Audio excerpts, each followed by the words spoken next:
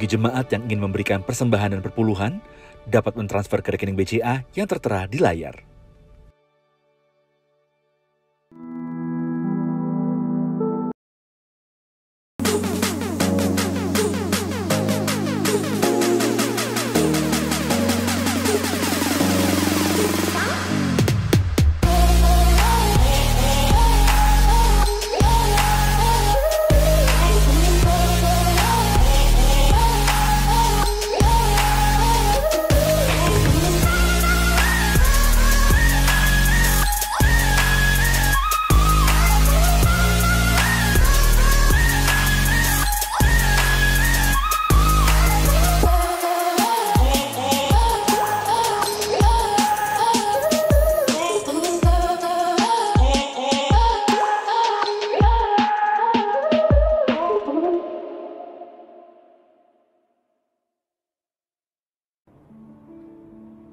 Shalom jemaat yang dikasihi Tuhan. Selamat datang dan selamat bergabung bersama kami Gereja Kemuliaan Sion Sudirman lewat ibadah online hari ini. Tema kita hari ini adalah belas kasihan Tuhan yang akan dibawakan oleh hambanya Bapak Pendeta Yoldi Tuyu. Mari siapkan hatimu untuk kita memuji, untuk kita menyembah Tuhan. Sebelumnya kita akan berdoa bersama-sama.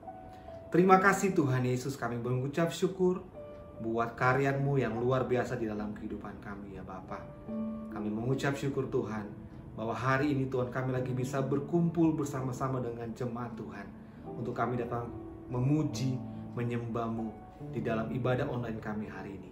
Biarlah firman-Mu Tuhan yang akan terus menguatkan kami untuk kami dapat terus berjalan di dalam kehidupan kami hari demi hari bersama dengan Tuhan. Terima kasih Bapa yang baik, kami siap untuk memuji, menyembah-Mu di dalam roh dan kebenaran. Di dalam nama Tuhan Yesus Kristus. Haleluya. Amin. Puji Tuhan, selamat beribadah. Tuhan Yesus memberkati. Shalom.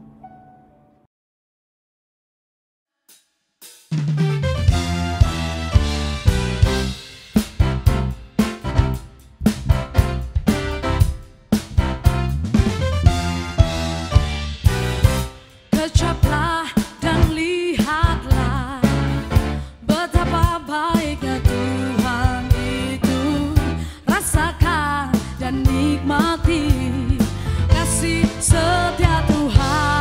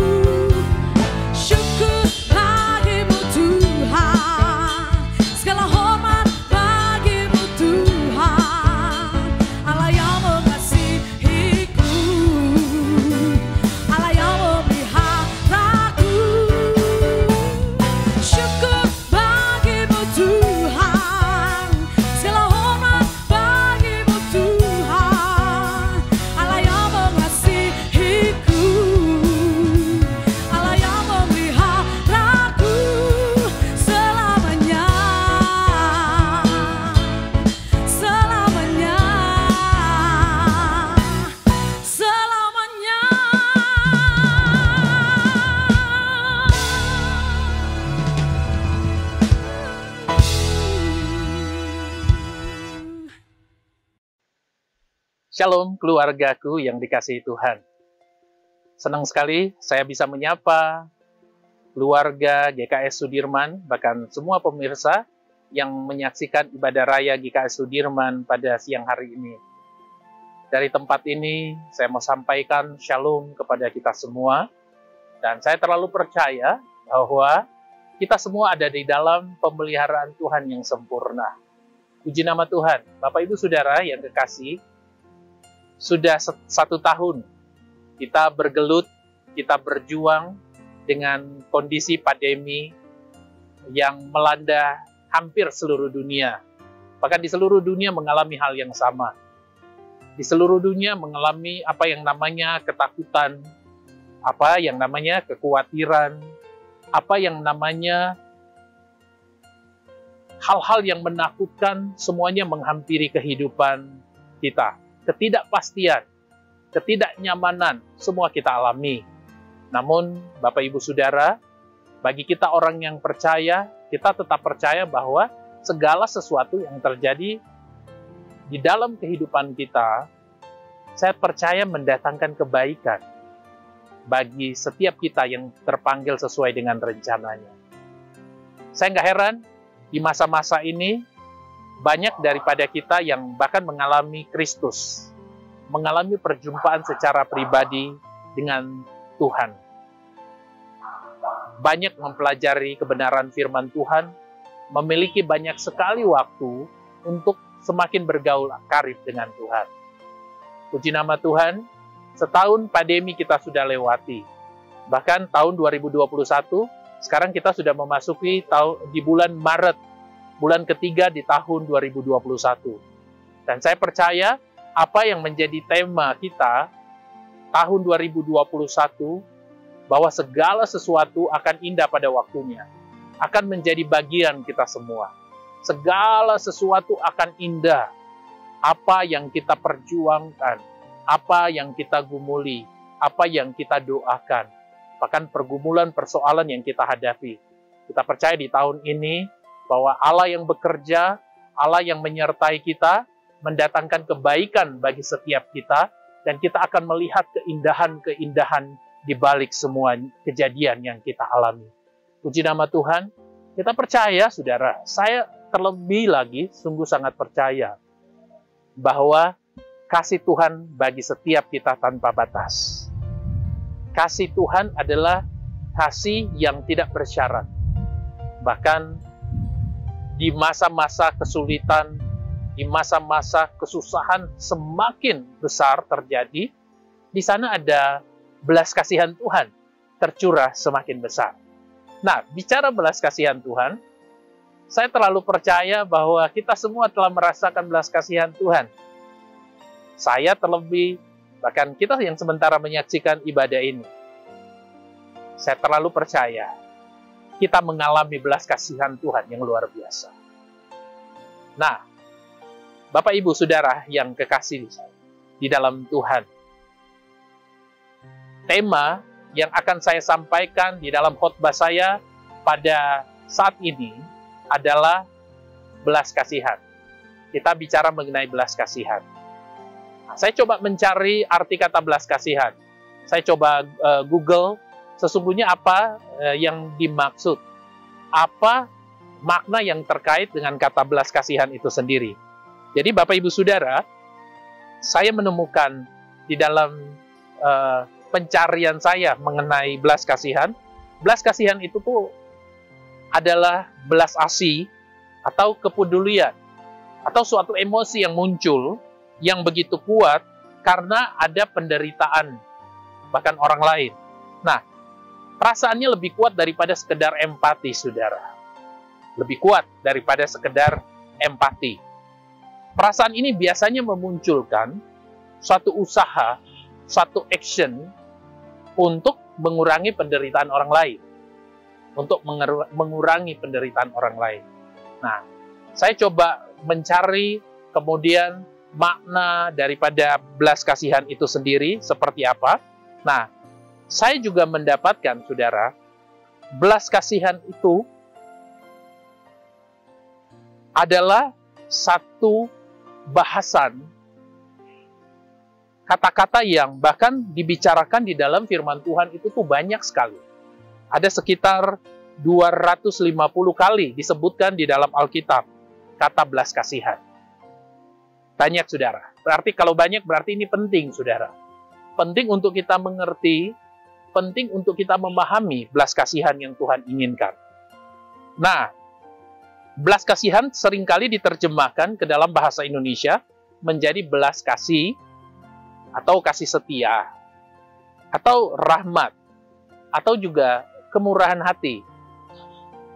Seringkali diterjemahkan juga banyak kata-kata yang hampir senada dengan itu, saudara. Nah, Bapak Ibu Saudara yang kekasih dalam Tuhan, sesungguhnya belas kasihan ini juga adalah salah satu, kalau kita belajar lebih banyak lagi mengenai firman Tuhan, kita mendapati bahwa belas kasihan ini adalah salah satu karakter daripada Tuhan sendiri. Nah, kita akan melihat ada beberapa yang seperti tadi sudah disebutkan, bahwa ada banyak sekali pemakaian kata belas kasihan di firman Tuhan. Salah satu yang akan saya sampaikan pada saat ini adalah apa belas kasihan yang kita temukan, beberapa kata belas kasihan yang kita temukan di Alkitab. Istilah dalam bahasa Ibrani dan Yunani diterjemahkan sebagai belas kasihan. Menurut Alkitab, di dalam Alkitab berarti menunjukkan rasa belas kasihan atau merasa simpati atau mengasihi. Jadi ada satu hampir sama dengan yang tadi sudah saya sampaikan. Nah, saya temukan bahwa ini ada satu perbuatan yang dilakukan untuk menunjukkan rasa belas kasih. Nah, di dalam Matius 5 ayat 7, terjemahan baru, ya. Firman Tuhan berkata seperti ini, berbahagialah orang yang murah hatinya, karena akan beroleh kemurahan.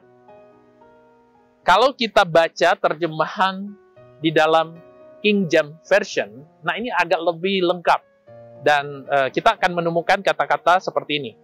Blessed are the merciful, for they shall obtain mercy.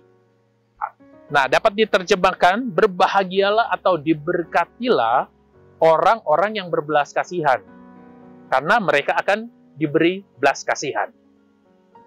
Jadi ini pengertian yang kita temukan di dalam kebenaran firman Tuhan mengenai belas kasihan. Nah, ada beberapa kata belas kasihan juga yang pada saat ini nanti saya akan sampaikan untuk kita semua, untuk kita boleh mengerti lebih lagi mengenai belas kasihan. Karena belas kasihan adalah karakternya Allah, tentu saja seperti apa yang tercantum, apa yang dikatakan oleh firman Tuhan di dalam Matius 14 ayat 14. Nah, salah satunya bicara mengenai belas kasihan. Ini ceritanya mengenai Yesus memberi makan 5.000 orang, saudara. Nah, kita tahu cerita ini ya. Dari kecil kita mendengarkan bagaimana Yesus melakukan mujizat ketika ada 5.000 di tengah-tengah 5.000 orang, saudara. Nah, Yesus memberi makan 5.000 orang, dan di dalam ayat Matius 14 ayat 14 berkata gini, ketika Yesus mendarat, ia melihat orang banyak yang besar jumlahnya. Tergeraklah ia oleh belas kasihan kepada mereka, saudara. Nah, jadi ada sesuatu yang keluar dari pribadinya Yesus. Karakter yang keluar, rasa mengasihi, rasa mengasihani. Bahkan pada saat itu, orang-orang yang mengikuti dia, yang sudah berhari-hari mengikuti Yesus pada saat itu, Yesus tergerak oleh belas kasihan, merasa kasihan sama mereka, kesetiaan mereka, perjuangan mereka, untuk mereka mau dengar setiap apa yang dilakukan oleh Tuhan Yesus pada saat itu. Saudara yang dikasih Tuhan, kita bicara mengenai belas kasihan, selalu ditunjukkan di dalam perbuatan. Jadi belas kasihan tidak hanya sekedar apa yang menjadi ucapan saja. Di dalam Mazmur 41 ayat 2, Mazmur 41 ayat 2, firman Tuhan berkata seperti ini, berbahagialah orang yang memperhatikan orang lemah. Tuhan akan meluputkan dia pada waktu celaka. Jadi ada satu yang dilakukan oleh orang-orang yang mengasihi Tuhan. Tuhan katakan berbahagialah orang yang memperhatikan orang lemah. Memperhatikan, memberikan belas kasihan kepada orang-orang lemah. Belas kasihan dibutuhkan untuk menyembuhkan luka sesama. Saudara yang kekasih di dalam Tuhan, kita banyak sekali melihat, bahkan di dalam pengalaman kehidupan kita, kadang-kadang kita begitu tergerak, kadang-kadang kita merasakan empati yang begitu dalam, melihat penderitaan orang karena kita pernah ada di sana. Kita pernah merasakan hal yang sama. Kita pernah merasakan beban yang sama. Sehingga muncul perasaan belas kasihan kepada orang-orang yang ada di sekitar kita. Kita perlu belajar menangis sebelum kita dapat menghapus air mata orang lain, saudara. Kita perlu mengalami juga ada banyak persoalan sebelum kita bisa menguatkan sesama kita. Sebelum kita bisa memberikan mereka jalan keluar. Kalau kita pernah ada di sana, kita akan sangat efektif dipakai oleh Tuhan untuk membantu orang-orang yang membutuhkan pertolongan kita, saudara. Ini bicara mengenai belas kasihan. Belas kasihan adalah tindakan kasih. Kasih dalam bentuk tindakan. Kasih dalam bentuk tindakan. Di dalam Ulangan 15 ayat 11, jadi firman Tuhan berkata, haruslah engkau membuka tangan lebar-lebar, saudara, bagi saudaramu yang tertindas dan yang miskin di negerimu. Di dalam Ulangan Tuhan mengajarkan bagaimana kita juga memberikan belas kasihan kepada orang lain. Nah, salah satu cerita fenomenal, salah satu yang diajarkan oleh Tuhan, yang saya percaya kita semua tahu. Kita sudah bahkan sering sudah mendengar cerita ini, saudara. Perumpamaan yang luar biasa yang Tuhan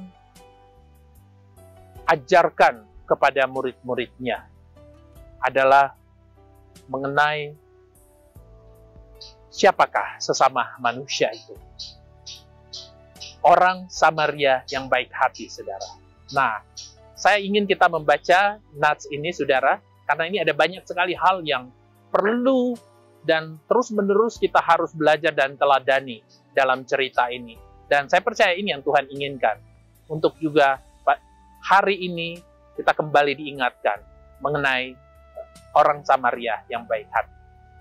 Saudara yang kekasih di dalam Tuhan, mari kita sama-sama membuka nats Alkitab kita pada siang hari ini. Di dalam Lukas 10, saudara, ayat 25 sampai ayatnya yang ke-37. Sama-sama kita baca, saudara. Saya ingin semakin banyak kita mengerti, semakin banyak firman Tuhan yang masuk di dalam pikiran kita, dalam hati kita, akan membuahkan hasil yang luar biasa dalam hidup kita. Lembaga Alkitab Indonesia memberi judul Orang Samaria yang Murah Hati, saudara. Pada suatu kali, berdirilah seorang ahli Taurat untuk mencobai Yesus. Katanya, Guru, apa yang harus aku perbuat untuk memperoleh hidup yang kekal? Jawab Yesus kepadanya, apa yang tertulis dalam hukum Taurat? Apa yang kau baca di sana? Jawab orang itu, kasihilah Tuhan Allahmu dengan segenap hatimu, dan dengan segenap jiwamu, dan dengan segenap kekuatanmu, dan dengan segenap akal budimu, dan kasihilah sesamamu manusia, seperti dirimu sendiri. Nah, kata Yesus kepadanya, jawabmu itu benar. Perbuatlah demikian, maka engkau akan hidup. Tetapi untuk membenarkan dirinya, orang itu berkata kepada Yesus, dan siapakah sesamaku manusia? Jawab Yesus, adalah seorang yang turun dari Yerusalem ke Yeriko. Ia jatuh ke tangan penyamun-penyamun yang bukan saja merampoknya habis-habisan, tetapi juga memukulnya, dan sesudah itu pergi meninggalkannya setengah mati. Kebetulan ada seorang imam turun melalui jalan itu, ia melihat orang itu, tetapi ia melewatinya dari seberang jalan, saudara. Demikian juga seorang Lewi datang ke tempat itu. Ketika ia melihat orang itu, ia melewatinya dari seberang jalan. Lalu datang seorang Samaria yang sedang dalam perjalanan ke tempat itu. Dan ketika ia melihat orang itu, tergeraklah hatinya oleh belas kasihan. Ia pergi kepadanya lalu membalut luka-lukanya. Sesudah ia menyiraminya dengan minyak dan anggur, kemudian ia menaikkan orang itu ke atas keledai, tunggangannya sendiri, lalu membawanya ke tempat penginapannya dan merawatnya. Keesokan harinya, saudara, ia menyerahkan 2 dinar kepada pemilik penginapan itu. Katanya, rawatlah dia, dan jika kau berjalan lebih dari itu, kau belanjakan lebih dari itu, aku akan menggantinya waktu aku kembali. Siapakah di antara ketiga orang ini menurut pendapatmu adalah sesamamu manusia dari orang yang jatuh ke tangan penyamun itu? Jawab orang itu, orang yang telah menunjukkan belas kasihan kepadanya. Kata Yesus kepadanya, pergilah dan perbuatlah demikian. Yang kedua, saudara, yang kita bisa belajar dari topik orang Samaria yang baik hati. Perikop yang sudah kita baca tadi adalah mulut berbicara kebenaran tidak menjamin seorang berhati benar. Jadi tidak sekedar apa yang keluar dari mulut kita, tapi belum menjamin hatinya sama dengan apa yang diucapkan. Ada satu pujian berkata, di hadapan manusia boleh kau bersandiwara, tapi jangan kepada Tuhan. Mengakulah kepada Tuhan, kasihilah dengan segenap hatimu. Mulut berbicara kebenaran harusnya menjadikan seorang memiliki hati yang benar. Sisi yang cukup menarik, saudara. Dari kisah yang kita baca bahwa kisah orang Samaria yang murah hati merupakan sebuah perumpamaan untuk menjawab pertanyaan yang tidak tulus dan terkesan menjebak dari seorang ahli Taurat. Sebetulnya, ahli Taurat ini tidak lagi sungguh-sungguh ingin mengetahui jawaban dari pertanyaannya, tetapi hanya mencoba untuk menjebak Yesus. Yang terjadi berdasarkan cerita itu adalah Yesus menjawab dengan menceritakan sebuah kisah tentang orang Samaria yang murah hati. Di dalam catatan Lukas sebelumnya, ahli Taurat dan orang Farisi memang bermaksud mencari-cari kesalahan daripada Yesus. Jadi kalau kita baca sebelum di Lukas pasal yang ke-10, kita akan menemukan kisah-kisah di mana ahli-ahli Taurat atau orang Farisi ingin mencari-cari kesalahan daripada Tuhan Yesus. Nah, dalam kehidupan saat ini, saudara, yang relevansinya dengan kehidupan kita juga sering menjumpai atau terjadi, bahkan ada di dalam kadang-kadang satu diskusi yang didasarkan pada motivasi yang keliru, saudara. Diskusi-diskusi terselenggara bukan untuk mencari jawaban tentang sebuah kebenaran, mencari jawaban dari sebuah persoalan, tetapi lebih kepada memuaskan hasrat intelektual, atau pencitraan, atau bahkan hanya ingin menjebak lawan bicaranya. Sebenarnya kejadian seperti ini sudah menjadi rahasia umum. Kita seringkali ada di dalam kondisi-kondisi seperti itu, saudara. Kita tidak ingin sesungguhnya mengetahui jawaban-jawaban yang sebenarnya. Kita hanya ingin mau menunjukkan bahwa kita tahu. Kita lebih daripada orang lain. Nah, hari ini saudara, kita belajar. Seperti kisah orang Samaria yang baik hati. Tidak hanya dengan mulut. Tetapi kita juga harus memiliki karakter hati yang benar. Ini menjadi pelajaran kita semua. Bahwa segala sesuatu harus dilakukan dengan niat yang tulus. Salah satu pelajaran yang kita ambil dalam pembacaan ini adalah segala sesuatu yang kita lakukan harus dengan niat yang tulus. Bapak, Ibu, Saudara yang kekasih dalam Tuhan, saya juga mencatat poin yang ketiga dari pembacaan perikop hari ini adalah aktif melayani tidak selalu berarti taat firman Tuhan. Satu ironi, saudara. Seharusnya orang yang melayani, pastinya dia harus mampu melakukan, punya kemampuan untuk melakukan akan kebenaran firman Tuhan itu sendiri.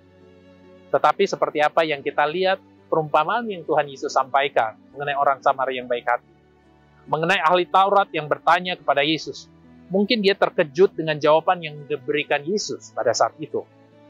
Yang pertama, Yesus tidak langsung menjawabnya secara langsung, tetapi lebih sebuah perumpamaan. Yang kedua, dua tokoh di dalam perumpamaan ini adalah tokoh terkemuka dalam komunitas orang Yahudi. Yang satu adalah ahli Taurat, saudara, seorang imam. Yang kedua adalah dari tokoh yang kedua yang kita baca adalah dia seorang Lewi, dari suku Lewi. Entahkah itu imam atau orang Lewi, pasti mereka adalah orang-orang yang hidupnya dalam melayani, saudara. Mereka adalah orang-orang yang dikhususkan untuk melayani Allah.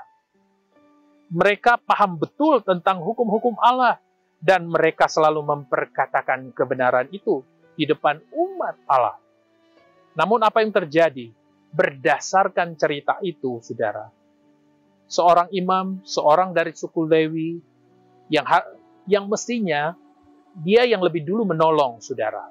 Ketika melihat ada orang yang dirampok, saudara, tetapi dia mengabaikan, saudara. Dia mengabaikan begitu saja, melewati begitu saja.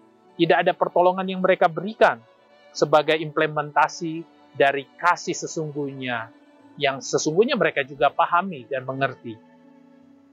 Dalam konteks kekinian saat ini, kita juga banyak menjumpai hal yang sama, saudara. Keterlibatan aktif dalam sebuah pelayanan tidak seiring selalu seorang itu menaati kebenaran firman Tuhan itu sendiri. Sama halnya dengan seorang imam dan suku Lewi dalam cerita, ketika diperhadapkan dengan kebutuhan sesamanya, sama-sama tidak mau mempraktekkan kebenaran yang mereka ketahui dan beritakan. Bisa saja mereka takut menolong orang yang sama sekali mereka tidak kenal. Mungkin ini alasan mereka. Atau bisa jadi mereka sedang sibuk melakukan suatu pelayanan, sehingga tidak sempat untuk menolong orang. Ironis sekali, saudara. Kita belajar, saudara. Saya percaya kita semua, Tuhan percayakan, bahkan kita melayani dalam keluarga, sahabat, dimanapun komunitas yang Tuhan tempatkan. Kita belajar dari perikop ini, jangan hanya kita bisa jago dalam melayani, tetapi kita tidak bisa di dalam melakukan kebenaran itu sendiri. Melayani adalah satu yang penting, saudara. Itu adalah hal yang penting. Tetapi melakukan kebenaran jauh lebih penting daripada sekedar melayani. Bapak, Ibu, Saudara yang kekasih dalam Tuhan, poin berikut yang ingin saya sampaikan adalah mengasihi sesama manusia. Poin yang keempat, mengasihi sesama manusia bukan manusia yang sama dengan kita, saudara. Artinya apa? Kita belajar, kalau kita mau mengasihi orang lain, jangan kita pilih-pilih yang satu selera dengan kita, yang satu suku dengan kita, bahkan satu agama dengan kita. Tetapi mengasihi sesama manusia adalah sesama manusia siapapun itu. Kita belajar dari seorang Samaria yang murah hati adalah jawaban dari pertanyaan ahli Taurat, siapakah sesamaku manusia? Pertanyaannya. Ahli Taurat mungkin berharap bahwa Yesus akan menjawab dengan memberikan kriteria atau ciri-ciri tertentu. Siapa sesamaku manusia? Menurut Tuhan Yesus. Mereka punya harapan. Wah, pasti Tuhan Yesus akan menjawab orang yang seiman, sesamamu manusia, orang yang melayani, sesamamu manusia, orang yang berbuat baik dengan engkau. Mungkin itu yang sementara dipikirkan oleh ahli Taurat pada saat itu. Tetapi Yesus kemudian malah menjawabnya dengan bercerita, saudara. Dan ini membuat ahli Taurat terkejut. Orang Samaria sebetulnya adalah keturunan Yahudi yang berdarah campuran, sehingga dibenci dan dihindari oleh orang-orang Yahudi asli. Jadi orang Samaria ini adalah orang yang berseberangan dengan orang Yahudi, yang dibenci oleh orang Yahudi. Ketika mereka mendapati justru seorang Yahudi yang lagi sekarat, saudara. Justru orang Samaria yang dengan ikhlas penuh kasih memberikan pertolongan. Saudara, pelajaran yang sangat penting yang kita belajar hari ini. Justru terkadang orang yang menolong kita adalah orang-orang yang justru kita tidak kenal. Adalah orang-orang dari golongan yang berbeda dengan kita. Tetapi pertanyaan ahli Taurat, siapakah sesamaku manusia? Mereka yang melakukan belas kasihan. Mereka yang melakukan kasih itu. Kisah ini sebetulnya cukup dramatis, saudara. Betapa tidak, orang-orang yang ditolongnya bukan saja berasal dari kaum yang berbeda. Yang ditolong oleh orang Samaria bukan kaum orang Samaria.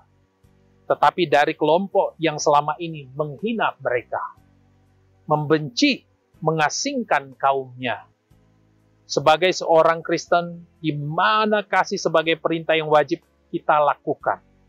Kita mau belajar, saudara, dari kisah ini. Kasihilah sesamamu manusia. Selagi seorang masih disebut seorang manusia, maka kita wajib mengasihaninya. Kasih yang dimaksud juga harus lintas suku, agama. Harus juga lintas ras, lintas negara. Wajib mengasihi orang-orang yang membenci sekalipun. Mencaci maki kamu, atau bahkan mengasingkan kita. Ini perintah Tuhan, saudara. Sesamamu manusia, sesamaku manusia. Siapakah sesamaku manusia? Orang yang memberikan belas kasihan. Kita ada di negara di mana kita sering disebut minoritas. Mari kita lakukan kasih Tuhan. Mari kita mengasihi mereka, saudara. Bapak, Ibu, Saudara yang dikasihi Tuhan. Kita belajar bagaimana kita mengasihi Tuhan, saudara. Mengasihi mereka yang mungkin menyakiti kita. Bagaimana kita memberikan belas kasihan itu kepada orang-orang di mana kita mungkin ditolak. Komunitas di mana kita tidak diterima. Tetapi firman Tuhan katakan, kasihilah sesamamu manusia seperti dirimu sendiri. Belajar dari perumpamaan orang Samaria yang murah hati. Mari sama-sama, Bapak, Ibu, Saudara, kita mau melakukan kebenaran ini.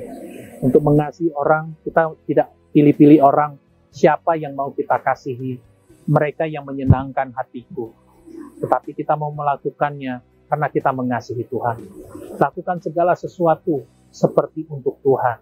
Karena kita mengasihi mereka, karena Tuhan ada di dalam kita. Dan belas kasihan Tuhan itu ada di dalam hati kita. Untuk kita mau bagikan kepada orang-orang yang ada di sekitar kita. Bapak, Ibu yang kekasih dalam Tuhan. Mari sama-sama di masa-masa yang sulit sekalipun kita masih ada di dalam masa pandemi, saudara, tetapi kita tetap mau lakukan apa yang Tuhan mau kita lakukan. Bagikan kasih, cinta kasih, belas kasihan daripada Tuhan kepada semua orang, sehingga orang akan melihat perbuatan kita dan mereka akan memuliakan nama Tuhan di surga. Puji nama Tuhan, Bapak Ibu dan saudara-saudara yang dikasihi Tuhan. Tetaplah kita kuat, tetaplah kita terus ada di dalam Tuhan, menjadi orang-orang yang melakukan kebenaran firman Tuhan. Bukan hanya sekedar kita bisa melayani, itu hal yang baik, tetapi kita mau melakukan kebenaran firman Tuhan. Mengasihi Allah dengan segenap hati, kekuatan, dengan segenap jiwa kita, dengan segala sesuatu yang ada pada kita. Dan kita mau mengasihi sesama manusia seperti kita mengasihi diri kita sendiri. Puji nama Tuhan, saudara. Saya akan mau berdoa, dan sebelum kita akan berdoa, saya tergerak mau menyanyikan satu pujian, dan kita bisa nyanyikan bersama-sama. Ini satu pujian yang lama, saudara, tapi saya sangat diberkati oleh pujian ini. Berikan ku hati seperti hatimu, yang penuh dengan belas kasihan. Berikan ku mata seperti matamu, memandang tuaian di sekelilingku. Berikan ku tanganmu untuk melakukan tugasmu. Berikan ku kakimu melangkah dalam rencanamu. Berikan ku hatimu. Mari kita berdoa. Terima kasih Bapa di surga, Engkau mengajar kami Tuhan mengenai karakter ilahi yang Engkau ingin ada dalam hidup kami, yaitu belas kasihan. Supaya kami boleh membagikan belas kasihan itu dimanapun kami ada. Menerangi sekitar kami Tuhan dengan belas kasihan-Mu. Menjadi terang di antara kegelapan oleh karena belas kasihan-Mu. Kami mau Tuhan menjadi garam Tuhan, menjadi sesuatu yang berdampak oleh karena belas kasihan-Mu. Dan biar nama Tuhan saja dipermuliakan. Mampukan setiap kami Tuhan, bukan hanya kami mengerti kebenaran firman-Mu Tuhan, bukan kami Tuhan mengerti dan menjadi pinter karena kebenaran firman-Mu, tetapi kami dimampukan untuk melakukan, karena itu yang Engkau inginkan. Kami Tuhan belajar, kami membaca firman, mendengar firman, dan melakukannya. Dan biarlah kami melakukan itu karena kami mengasihi Engkau. Sebagai bukti kami mengasihi-Mu Tuhan. Terima kasih Bapa. Diberkatilah Tuhan setiap keluarga kami, GKS Sudirman. Diberkatilah semua Tuhan orang-orang yang mendengarkan akan firman-Mu pada saat ini. Di dalam nama Tuhan Yesus. Haleluya. Amin.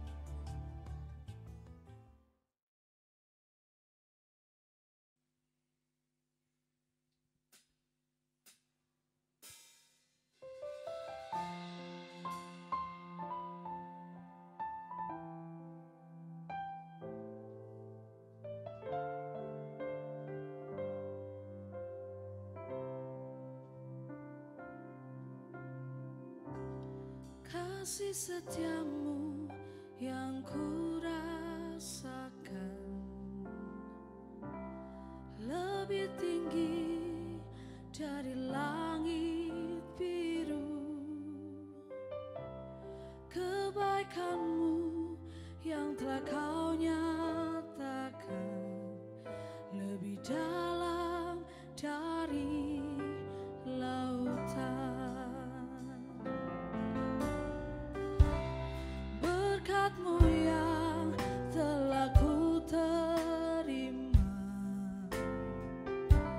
sempat membuatku terpesona. Apa yang tak pernah ku pikirkan, itu yang Kau sediakan bagiku. Siapakah aku ini Tuhan,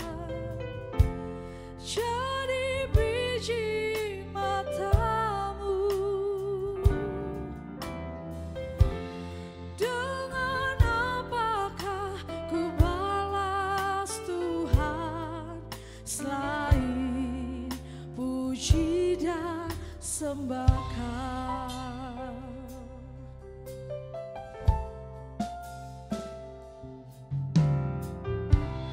Berkat-Mu yang telah ku terima, sempat membuatku terpesona. Apa yang tak pernah ku pikirkan, itu yang Kau sediakan bagiku. Siapakah aku ini, Tuhan? Jadi biji mata-Mu. Dengan apakah ku balas Tuhan, selain puji dan sembahkan?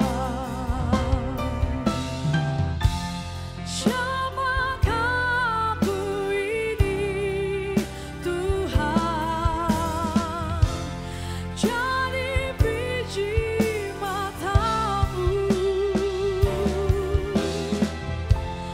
Dengan apakah ku balas Tuhan, selain puji dan sembahkan? Selain puji dan sembahkan, selain puji dan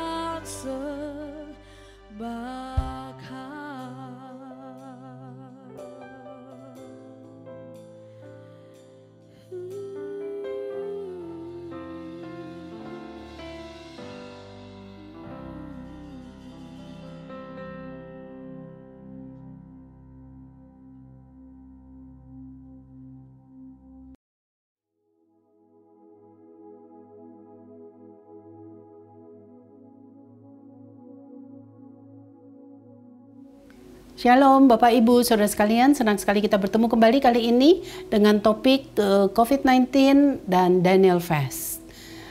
Banyak sekali hal yang kita akan bahas pada saat ini sebenarnya karena begitu hebatnya apa yang diajarkan oleh Alkitab dibuktikan secara medical science itu ya dan amin. Oleh karena itu saya hari ini cuma bicara 15 menit, tapi setelah itu saya akan bicara ada 2 episode lagi. Silahkan nanti Anda subscribe untuk diinformasikan di mana kita bisa temukan ini, karena ini penting sekali. Nah, hari ini saya cuma bicara kerangkanya aja atau outline-nya aja. Selebihnya secara detail, secara ilmiah kita bahas untuk membuktikan dahsyatnya firman Tuhan itu. Betul itu membawa kesehatan dan kesembuhan buat kita sekalian.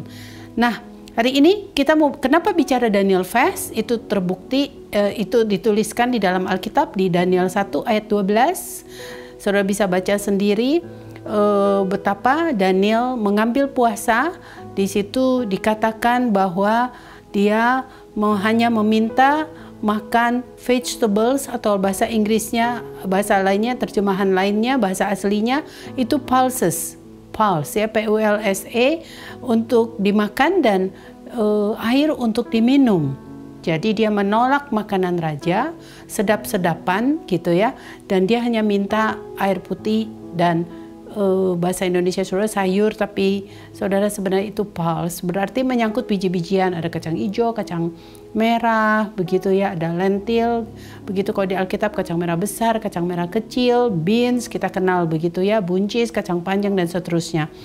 Nah, Daniel 10 ayat 2-3 juga mengatakan demikian ya. Kalau yang Daniel 10 ayat 2-3 itu bukan 10 hari tapi 21 hari. Nah, kita akan ambil 21 hari di gereja sampai kita nanti tutup di hari Paskah. Gitu ya. Jadi mari kita mulai sejak besok. Hari Senin kita 21 hari puasa Daniel, lalu kita akan buka di hari Paskah. Nah, apa saja yang terjadi, saudara, semua sudah tahu ya, ada ayat yang berkata bahwa setelah 10 hari, kalau 10 hari ya, Daniel 10 kali lebih cerdas. Daniel 1 ayat 20 berkata, dalam tiap-tiap hal yang memerlukan kebijaksanaan dan pengertian yang ditanyakan raja kepada mereka, didapatinya bahwa mereka 10 kali lebih cerdas daripada semua orang berilmu dan semua ahli jampi di seluruh kerajaannya. Hari-hari ini kita perlu cerdas bukan saja secara fisik, tapi juga kita cerdas rohani. Ya, kita dapat dengar suara Tuhan bagaimana apa yang harus kita lakukan dalam menghadapi musuh yang sedang menyerang ini. Itu sebabnya ada baiknya kita beramai-ramai korporat kita ambil puasa Daniel ini.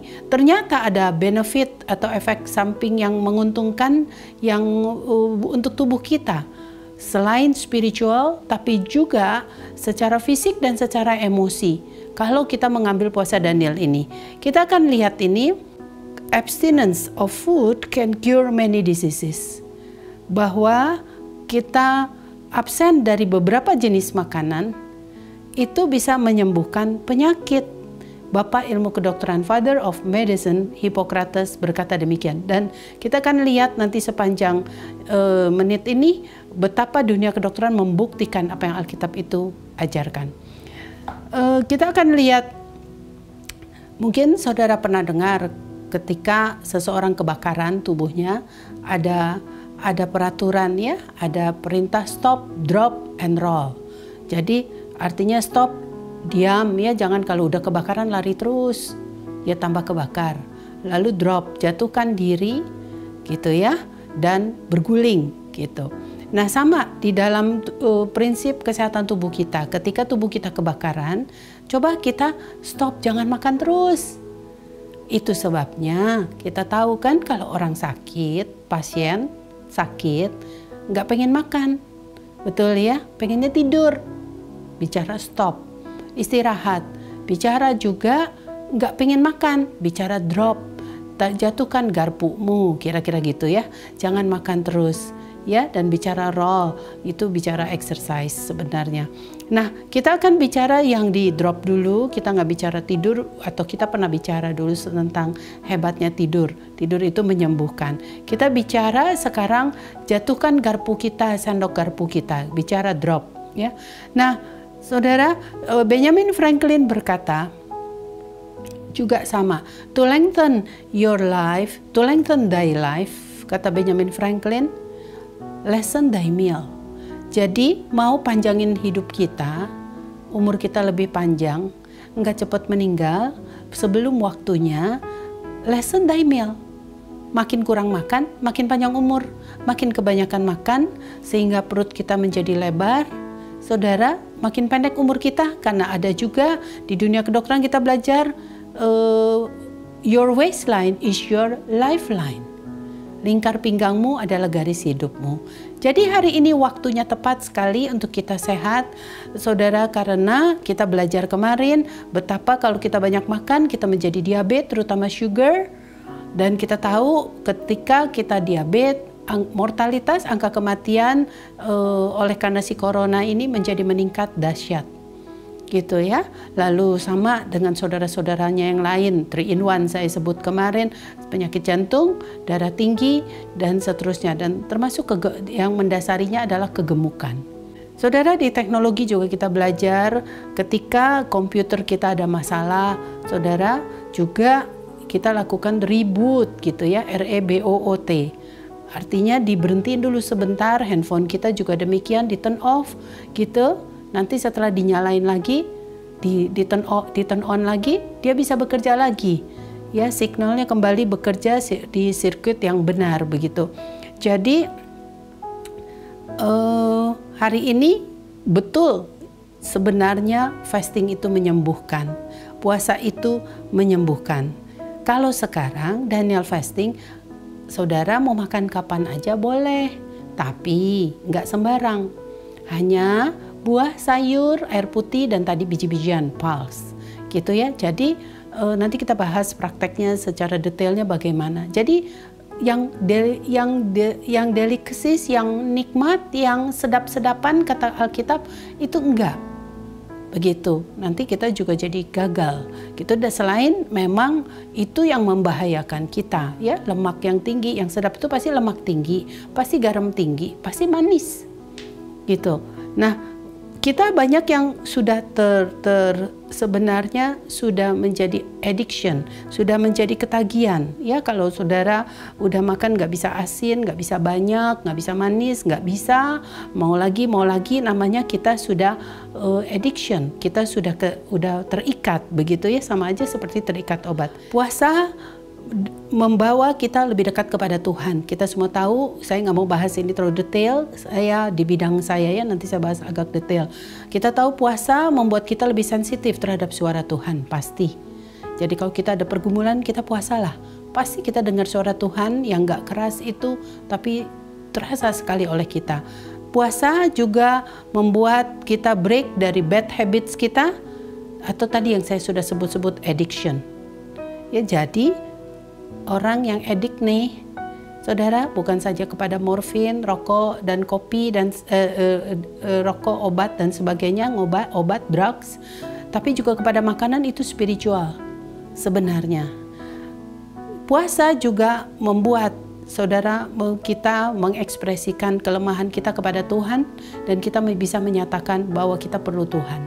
Makanya kita berpuasa. Itu secara spiritual. Sekarang secara emosi, puasa itu melepaskan kita dari anxiety, kegelisahan, dan ya selalu takut, selalu nggak, rasanya ada aja gitu yang membuat kita khawatir. Ya, nggak tanpa penyebab yang jelas, anxiety. Fasting juga, puasa can increase peace and shalom. Ya, damai sejahtera. Kenapa? Saudara lihat ini bahwa ada brain gut connection sebenarnya. Ada koneksi antara otak dan usus kita.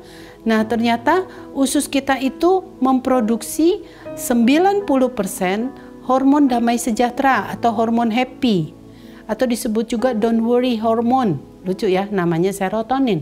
90% saudara itu ada di usus. Itu sebabnya di puasa Daniel ini kita banyak makan makanan yang baik, buat sayur dan seterusnya, biji-bijian tadi dan air putih banyak, sebenarnya untuk repair usus. Supaya usus kembali menghasilkan serotonin. Yang disebut happy hormone atau don't worry hormone ini, atau peaceful hormone. Jadi waktu kita puasa ini kita mendapatkan kedamaian luar biasa, secara ilmiah itu dibuktikan ya. Lalu juga 50% dopamin itu juga yang adalah reward center itu dihasilkan oleh usus. Ya, yang membuat kita merasa dihargai, merasa senang. Begitu ya. Nanti di perjalanan dengan waktu kita akan bicara tentang reward center ini. Ya, itu oleh dopamin. Nah, juga usus kita menghasilkan begitu banyak neurotransmitter, lebih dari 50 neurotransmitter. Ini bicara tentang kepandaian. Jadi nggak heran waktu kita memasukkan yang benar, menolak yang jahat, menolak yang tidak baik, seperti Daniel hanya memilih yang baik, hasilnya Daniel 10 kali lebih cerdas. Menarik sekali juga, selain cerdas fisik, cerdas rohani. Nah, sekarang secara fisik yang terjadi adalah waktu kita puasa melepaskan kita dari ketagihan, terutama kepada gula. Nanti kita akan lihat sebentar bagannya. Puasa membuat mendukung tubuh untuk melakukan detoksifikasi. Kita sudah banyak sekali toksin dalam hidup kita, ada waktunya untuk dibuang. Fasting lose weight, jangan bilang ngapain kurus-kurus, saya udah menikah, saya udah tua. Tapi ingat kemarin obesitas itu membuat seseorang yang kena COVID menjadi 500% akan mengalami kematian. Ya, jadi seneng banget sama lemak si corona itu. Puasa meningkatkan energi, membuat kita segar. Yang pasti puasa membuat kulit saudara lebih bagus, lebih bright, tanpa kosmetik yang terlalu banyak karena toksin dibuang. Lalu puasa menyebabkan usus kita lebih sehat pasti dan membuat buang air besar kita lebih lancar. Dan ingat, itu perlu sekali supaya toksin tidak ada di dalam tubuh kita ya.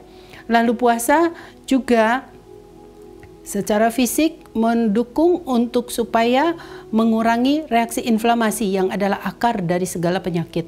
Inflamasi, flame, kebakaran tubuh ini. dan juga puasa menyeimbangkan hormon. Ya, saudara, yang sekarang banyak sekali gangguan karena hormon, termasuk breast cancer, lalu sekarang PCOS juga ramai ya, kiste-kiste, dan itu semua banyak sekali karena kesamaan hormon, thyroid problem dan seterusnya. Nah, sepintas sebelum kita akhiri, saudara lihat gambar ini. This is your brain on sugar. Saudara lihat, kalau normal, saudara beda sekali dengan ini brain scan ya, waktu di scan, PET scan otak kita, kalau normal gitu tuh, saudara lihat ada warna merahnya. Makin merah terang, makin saudara dia normal ya, yang normal tuh seperti itu. Berarti dia puas. Jadi kita nggak cari-cari makanan ini dan itu sampai kita rakus dan seterusnya. Tapi pada pasien yang saudara ketagihan kokain atau morfin dan seterusnya, narkotik, saudara lihat udah beda gambarannya dari normal. Merahnya sudah tidak ada, sudah dull, ya sudah butek seperti itu. Lalu yang makan sugar, yang addiction dengan sugar atau makan gula terlalu banyak dan sering, saudara lihat sama aja seperti gambarannya seperti pasien yang ngedrugs, pasien yang kecanduan obat. Berarti ini ikatan. Tuhan tidak suka kita terikat. Ayatnya jelas, Paulus berkata segala sesuatu halal, tapi bukan segala sesuatu berguna. Berapa banyak kita diperbudak sehingga kita gemuk, sehingga kita darah tinggi, sehingga kita kencing manis, sehingga akhirnya kita cuci darah, sehingga akhirnya coronavirus ini senang sekali ada pada kita. Tadi kita sebut-sebut dopamin, itu adalah reward, satu saat yang bisa memberikan kita rasa kita aduh senang sekali atau bahagia begitu, pleasure, menyenangkan. Ya, saudara habis makan es krim seneng banget memang. Gak masalah sih makan es krim satu kali, tapi masalahnya kalau kita terus menerus kita nggak ngerti, lama-lama saudara gambaran otak kita sudah tidak lagi merah menyala seperti itu, sudah seperti kita kecanduan obat. Lihat gambar ini. Kalau normal dopaminnya tinggi, ya kalau sudah addiction sama narkotik sudah jelek sekali, udah tidak ada merahnya, sama kalau sugar addict demikian. Jadi sama nih, satu kecanduan obat, satu kecanduan gula. Di sini ada di frontal area ini, di situ ada center, namanya reward center. Ya, yang adalah dopamine pathway, jalurnya dopamin. Jadi lihat ini juga, sugar is as addictive as cocaine. Jadi sama, sugar membuat ketagihan sama seperti kokain, narkotik. Jadi kita diperbudak hanya karena gula terlalu tinggi. Ya, lalu juga sugar intake eventually blunts dopamine release just like cocaine. Jadi dopamin ini adalah zat yang membuat tadi kita merasa happy, merasa senang, itu saudara menjadi tidak bisa dihasilkan banyak. Jadi memerlukan saudara gula yang lebih tinggi, morfin yang lebih tinggi, narkotik yang lebih tinggi supaya dia merah kembali jadi normal. Akhirnya orang itu kecanduan gula atau kecanduan obat karena memerlukan usaha lebih tinggi. Kita akan bahas ini secara detail nanti ya, berjalan di waktu yang berikutnya. Lihat ini ya, kembali ini normal. Jadi itu gambarannya makin merah, makin bright color, makin baik, makin normal. Berarti makin happy dia, makin puas, begitu ya. Nah, jadi kalau nggak ada merah, nggak sampai merah, dia akan perlu obat lebih banyak lagi, dia perlu gula lebih banyak lagi. Nah, kita di puasa Daniel ini justru mengembalikan ini untuk jadi merah.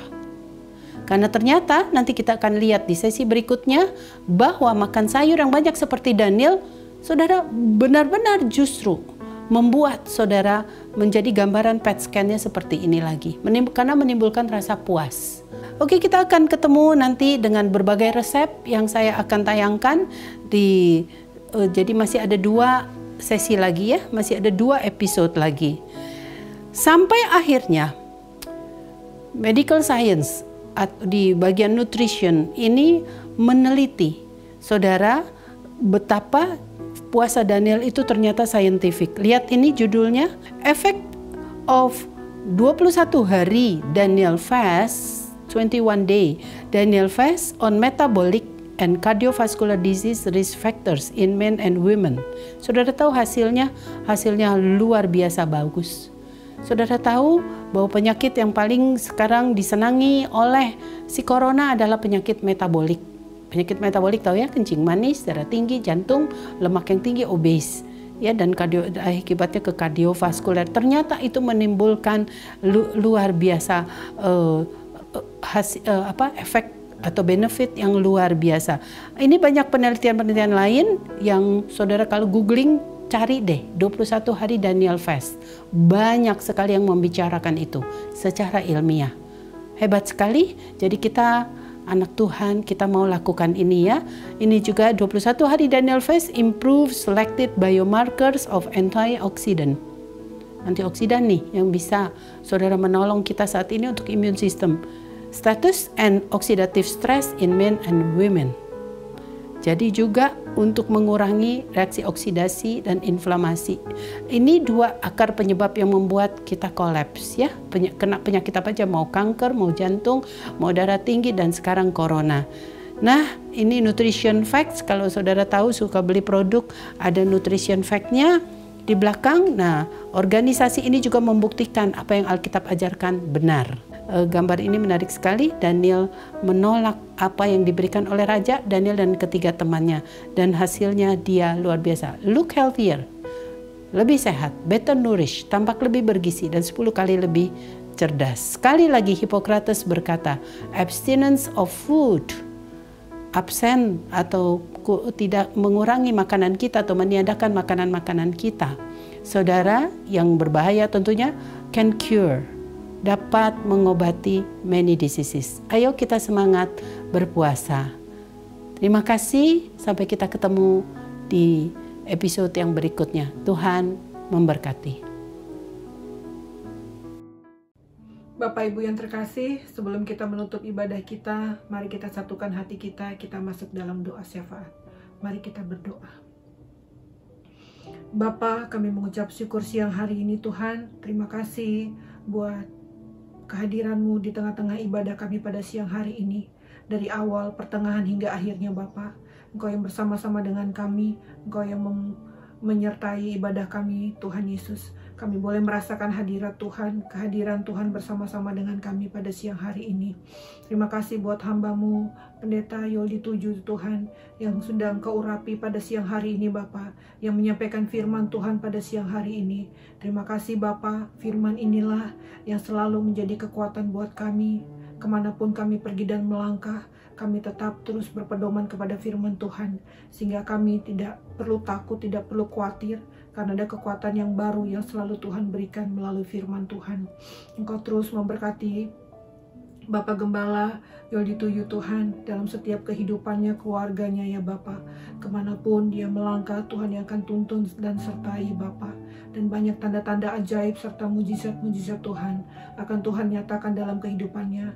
Bahkan tentang rahasia-rahasia kerajaan sorga Tuhan akan singkapkan kepadanya ya Bapak.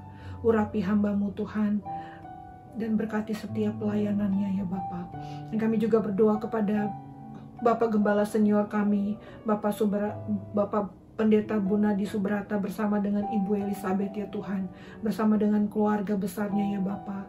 Engkau selalu menyertai hamba-Mu yang luar biasa ini Tuhan, dalam setiap pelayanan kehidupannya ya Bapak, yang setia terus menyertai, membimbing kami Tuhan, anak-anak-Mu ya Tuhan Yesus. Dalam kami terus mengenal tentang Allah, dalam kami terus mengenal tentang firman Tuhan.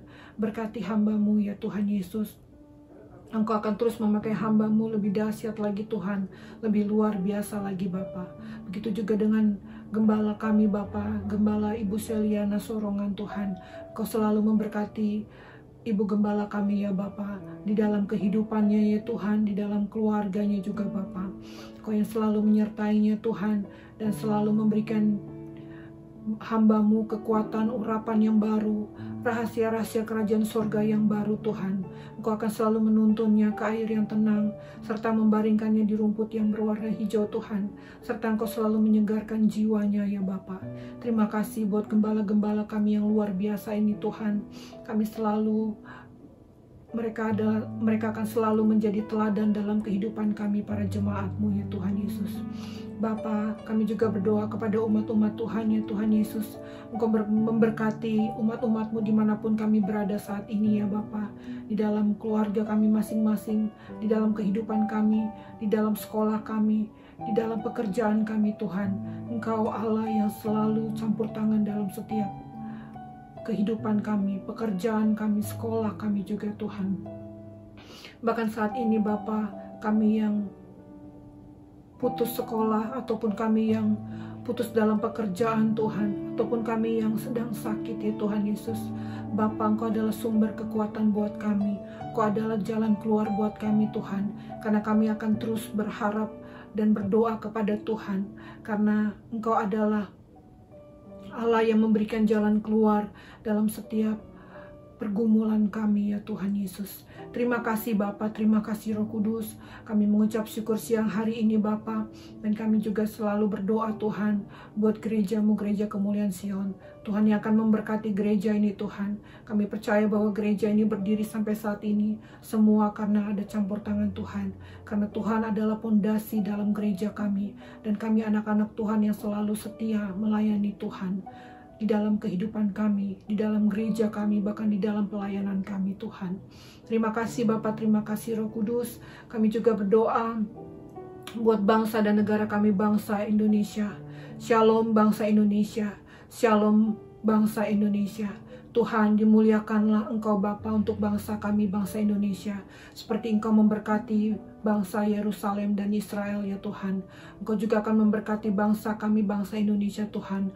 Urapan-Mu akan turun kepada bangsa kami ya Bapa. Engkau akan memberkati para pemimpin kami, mulai dari presiden, jajaran yang paling tinggi sampai yang paling terendah ya Tuhan Yesus. Bahkan para rakyat bangsa Indonesia ya Tuhan. Engkau yang akan memberkati kami satu persatu ya Tuhan. Engkau akan memberikan roh yang takut kepada para pemimpin kami ya Tuhan Yesus.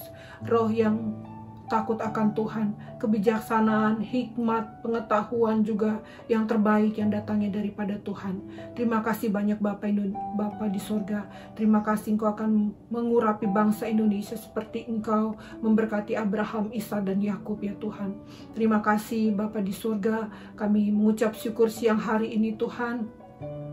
Dan pada siang hari ini Tuhan, apa yang menjadi firman-Mu akan kami bawa dalam kehidupan kami, sehingga menjadi rema dalam kehidupan kami, sehingga kami menjadi pelaku-pelaku firman Tuhan, berjalan di sepanjang minggu ini, karena ada Tuhan yang bersama-sama dengan kami.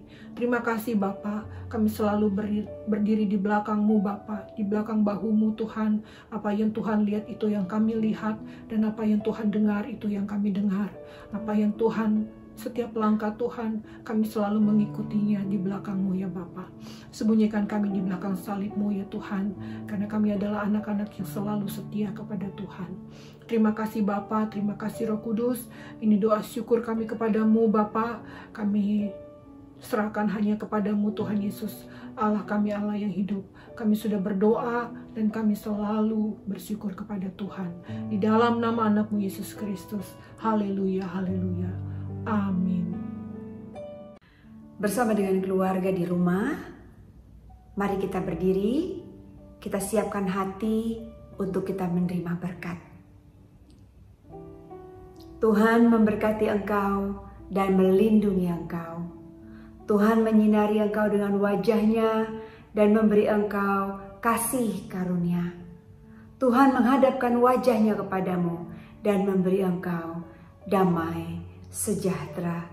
Mari sama-sama yang sudah diberkati, kita katakan amin. Selamat memasuki minggu yang baru, selamat hari Minggu.